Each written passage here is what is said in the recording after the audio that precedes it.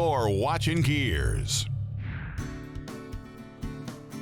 Hey, welcome to Gearz. You know, a while back, we started a project on one of the most overlooked cars of the muscle car era, the '67 Mercury Cougar.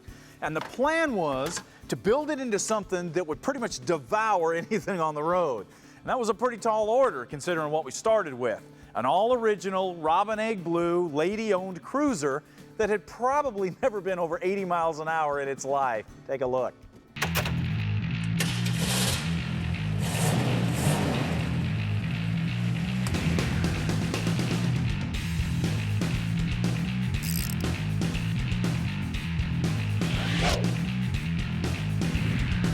Now, obviously, the car was tired and well worn, but it was a pretty solid starting point for what was to become known as the V8 Interceptor. This is where all the good stuff is, under the back seat. There we go. Oh, yeah. You got a comb, and you got a coupon for a trial-size bag of colossal nuts. There you go. Once the car was gutted, the heavy surgery began, with the entire original front suspension being cut away to fit a high-performance system from TCI.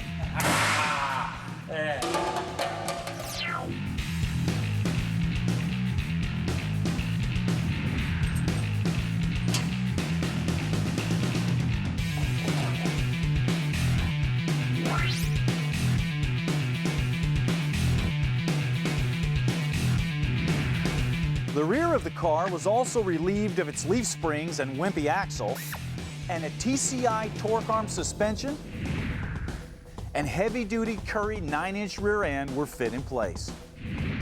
A complete subframe system was also installed to tie the front and the rear of the car together and to keep it from flexing under hard cornering or acceleration.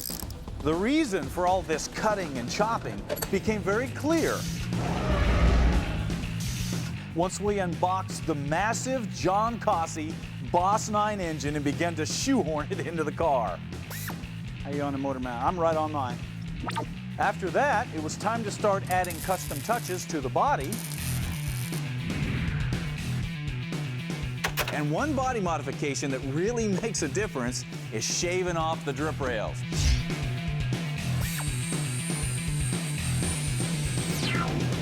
And then the car went to the Hot Rod Institute in South Dakota for body work and paint. Now, you've seen the kind of work that the Hot Rod Institute does before, and the level of skill that they teach their students. Hot Rod Institute rocks! But the V8 Interceptor was not your typical paint job, because first of all, I wanted a lot of subtle metal work done to the car. Second of all, it was going to be black, and you cannot make any mistakes with black. But Doug said that he and the students were up for it, so the challenge was on. The first thing they did was send the body off to Nitro Alley in Black Hawk, South Dakota, where they stripped the outside of the body with soda and the underside with sand. With the car in bare steel, the roof was replaced, the floor pans were patched and modified, and a cage was constructed to strengthen the cowl and keep it from twisting from the torque of the engine. Special side pipe pockets were constructed, and slowly, as time passed, the car began to take the shape of the ultimate street predator, the V8 Interceptor.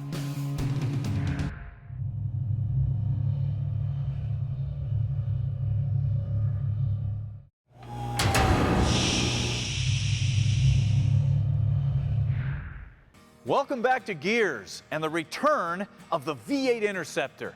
Now, obviously, the car is back and it's got a coat of paint on it. But there's two big questions I know that most of you have. Number one, what exactly did we do to this thing? It's been gone a long time. And number two, did the Hot Rod Institute hit that very difficult criteria that I laid out for them? Well, we can answer both those questions at the same time as we look this thing over. The first thing that grabs you is the vinyl top is long gone and a replacement roof was fit on the car to get rid of the rusty spots. The rear fenders were flared almost 2 inches to fit bigger tires. And the work matches the original body line so well that it's hard to notice that anything was done. The rear modifications are just as subtle. For example, this wing. You probably think this is off a Cougar Eliminator. It's off a '69 Trans Am, and the ends were fit and tucked to fit these quarter panels perfectly. Also, we got rid of the lock in the center. We now have a remote latch to open the trunk. And then we took a Ride Tech gas cap, centered it between the tail lights, and then took the license plate, which is normally here, relocated it underneath. Now, the bumper wasn't just modified in the center, it was also smoothed down, and the ends were tucked up against the body, so this thing, once it's re-chromed, will be absolutely incredible. The holes for the backup lights were opened up, and that's where our exhaust tips will come out.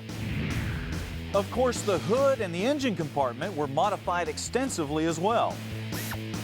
Holes were cut for the injector stacks to stick through, and recessed California Special twist-on hood pins were grafted on to hold the hood down. But the thing that really grabs your attention is the deep, glossy black paint that was all done with PPG materials from primer to clear coat. We like black. It doesn't scare us a bit. We don't mind welding across the roof or a quarter panel. We have the skills and the knowledge to get it straight.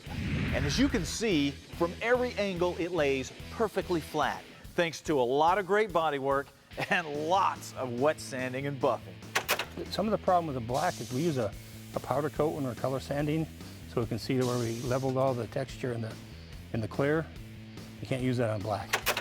So you kind of got to sand it out, wipe it down, get it dried off until you know you got everything. You only get your 1,000 grit scratches out, 1,500 grit scratches out, then all the texture to go with it. The only accent is a subtle silver stripe running down the side, just enough to break everything up and accentuate the body line. Yeah, there's no doubt about it. Both the instructors and the students at the Hot Rod Institute did themselves proud on this one. I actually really have enjoyed it a lot. It was like Doug and Danny and I, and we got to spend hours in here together, joking and laughing and, you know, making stuff cool, doing the stuff that made us want to be instructors in the first place.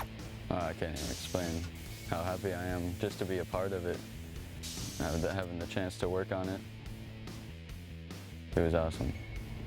Bring insight to the Hot Rod Institute of what we do and what we're capable of doing and what our students are capable of doing. If it gets one of our students a job someday, it'd be fantastic. If it recruits a guy out there wanting to get into the hot rod industry and he points him in the right direction to go to a school that may help him out a lot, fantastic. That's exactly what we're looking for. So. But if you think the car looks good now, you wait till we start assembling that thing. Now, we're going to start that process with these taillight assemblies that we got from West Coast Classic Cougars. Now, since everything on these is either new or restored, it's just a matter of bolting these on.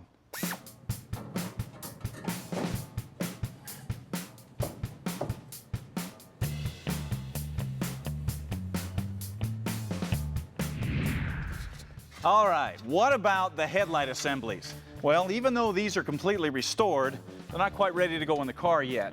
Because one of the coolest things about a Mercury Cougar were the hidden headlights. One of the most frustrating things about a Mercury Cougar, the hidden headlights.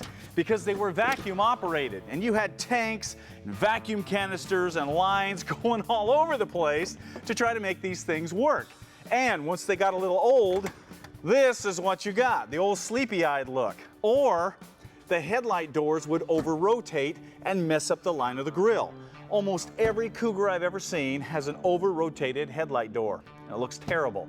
But what do you do? Well, West Coast Classic Cougars has got a solution with this electric conversion kit for the Cougar headlights. Now, this utilizes a modern electric headlight motor and puts it in place of the old vacuum canister. And as you can see, it fits perfectly. So now when you hit the switch, both headlights come up. When you turn it off, both headlights go down. And there's no over-rotation of the headlight door ever. If you've got a Cougar, you've got to have this kit. Unless, of course, that's a look that you're after.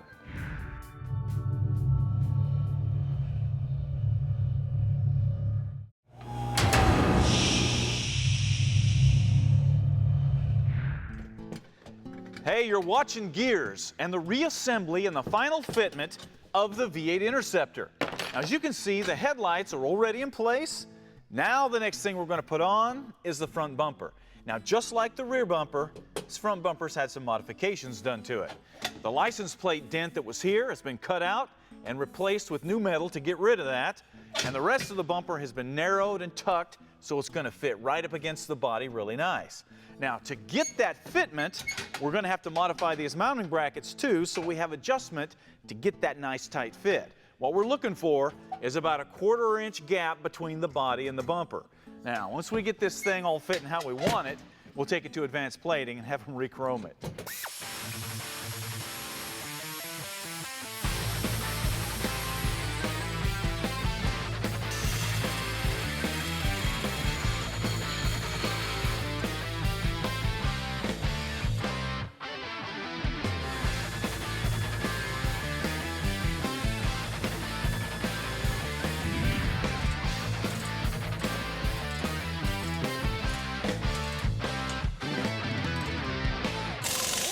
Okay, the last thing to go on the front is the lower valence. And that's just a matter of putting on the new turn signal lights and then bolting the valence in place. Now, we did do a little bit of modification here. Check this out.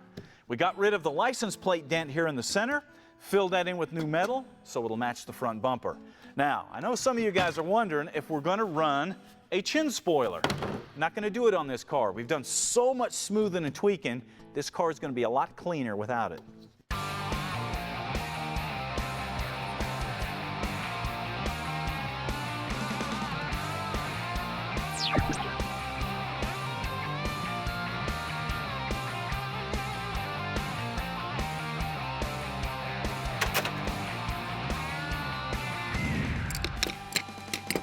Okay, we've got the face back on the car. Now it's time to put the heart and soul in it, which means that big Boss 9 engine has got to be prepped to go in here. Come on. Now, obviously, this engine looks a little different than when you saw it last. It's been painted a gold pearl color to offset all that black paint. Advanced plating chromed the valve covers in the intake. And John Cossey stuck in a different cam.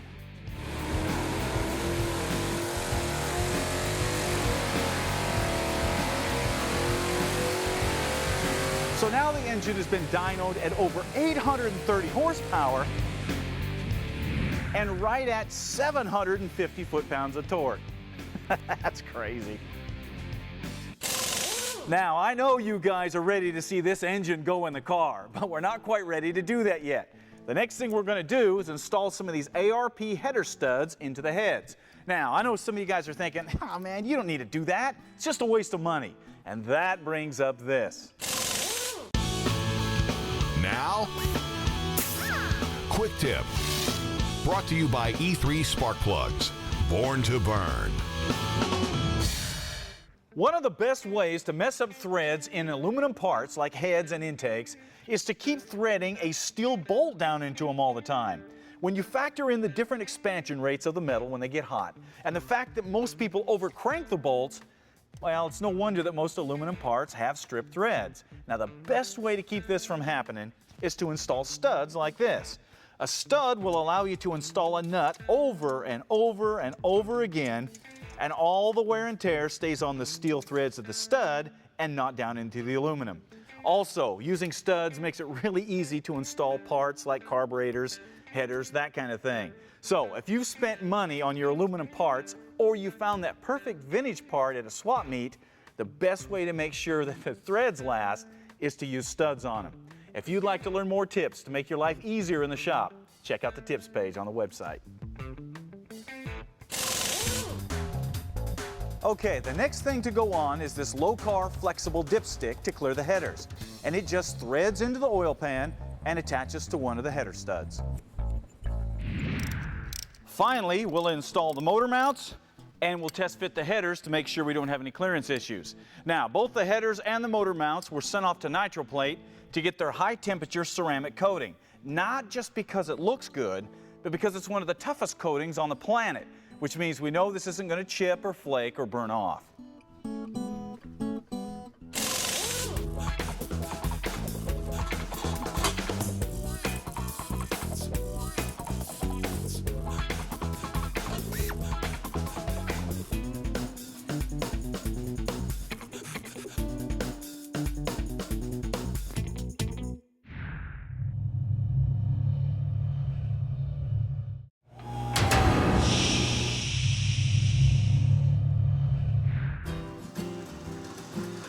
Hey, we're back, and just about to stuff this huge engine into this 67 Mercury Cougar. But before we do that, I want to show you some of the subtle modifications that the Hot Rod Institute did under the hood. Take a look. A cage was run through the inner fenders, across the cowl, and down into the torque boxes to keep the front of the car from flexing. The brake and clutch master cylinders were relocated to the side of the car a couple of inches to clear the valve covers. The firewall was recessed a couple of inches and smoothed, and the grills up here on the cowl were completely removed to smooth out the lines of the car. All this stuff adds up to make a very clean engine compartment that has plenty of room for that big boss engine.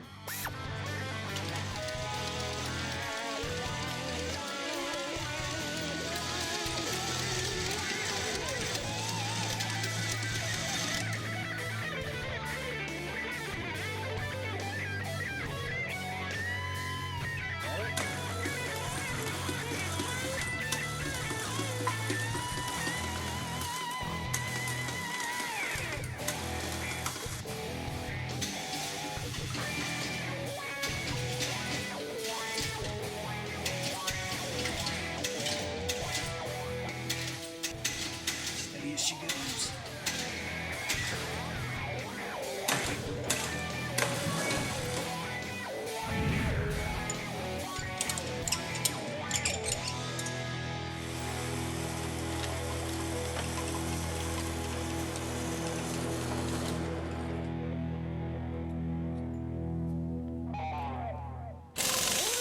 Now, one thing that might be grabbing your attention here, other than this huge engine and these stacks that are sticking a foot out of the hood, are these billet aluminum hinges that we got from Eddie Motorsports. Now, these are a direct bolt-in for Mustangs, they've got them for Camaros, and they look a whole lot better than that original hinge, and they work better too. This is one of those small things that really makes a huge difference in a project. And Eddie Motorsports has got all kinds of accessories to really add some punch to your project. Now, a lot of you guys have been wondering, what are we going to do about air cleaners? Well, these stacks come with these little filters that go right on top of the stacks and keep dirt and trash from getting in and keep people from tossing coins into the stacks at car shows.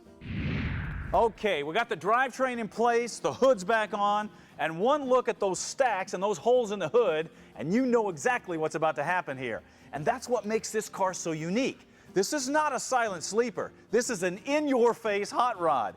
And just like Mad Max couldn't hide the blower under the hood of his Interceptor, He's the last of the V8. Tell him about the blower. 600 horsepower with the blower. The blower, man. we can't hide the stacks under the hood of the V8 Interceptor.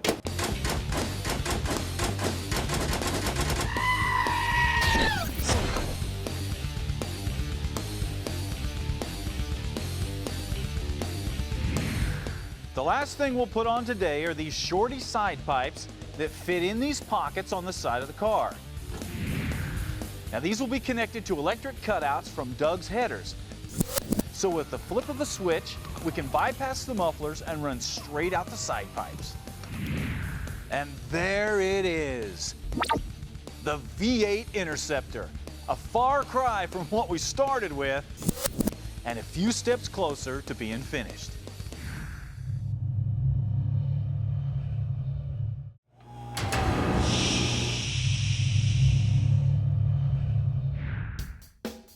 What are you working on? Brought to you by Woodward Fabrication, selling quality metalworking equipment since 1966. Today's What Are You Working On is from Derek Dykstra from Nova Scotia, Canada. And he says when he was 16 years old, he found exactly the car that he wanted, a 1967 Firebird. And he said he'd lay awake at night because he could just visualize himself driving it, like this. So, about 5 years ago, Derek found himself a 67 Firebird and started working on it. Now, like any 67 car, it was pretty rough. As you can see, it had quarter panels that were bad, rockers were bad, the wheelhouses were gone, so we cut all that stuff out and replaced it. And as he slowly put the body together, the car started to come back to life. But the thing that makes this car really unique is the engine that's in it. It's a Sprint, so there's only a straight 6 in it. Check it out. Now, I know some of you guys are going, a straight 6? Man, you can't pick up girls with a straight 6. Well, actually you can. Eric found himself a girl named Nicole who was into cars as much as he is. They got married and drove off into the sunset in the 67 Firebird. Now, Derek says it took him 3 years to build this thing, and it was definitely a labor of love and patience. And he's looking forward to keeping the car and Nicole for a long time. Well, guys, congratulations. And for sending in such a cool project, we are going to give you one of these metal shears from Woodward Fab, because you definitely could have used it on the last project, and you're definitely going to need it on your next project. Also, we're going to give you a year's subscription to Hot Rod Magazine so you can get some more ideas for your next project. We're also going to give you one of our new fender covers so you can protect your next project when you're working on it. All right, the rest of you guys, if you want to get in on this, you got to send your project into What Are You Working On? We'll do our best to get it on the air. Also, don't forget to check us out on Twitter and Facebook, because we've always got stuff going on there too. All right, that takes care of it for us today. We will see you next time.